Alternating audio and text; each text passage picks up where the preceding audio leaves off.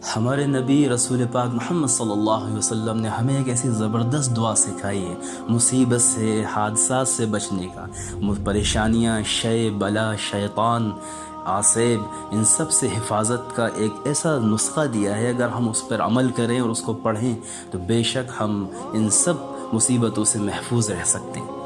آپ نے فرمایا بسم اللہ الذی لا یضر مع بسمہ شیء فی الارض ولا فی السماء وهو السمیع العلیم۔ آپ نے فرمایا جو شخص بھی صبح اور شام اس دعا کو 3 مرتبہ پڑھے گا، اللہ تعالیٰ اس کو ہر مصیبت سے بچائے گا۔ آسمان و زمین میں کوئی مصیبت اس کو چھو نہیں سکتی۔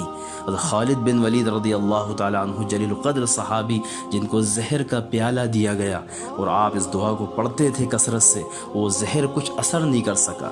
پوچھا تو آپ نے فرمایا حضور نے جب سے مجھے یہ دعا سکھائی ہے میں نے ہمیشہ اس دعا کو پڑھا، اسی لیے زہر کا کوئی اثر نہیں ہوا۔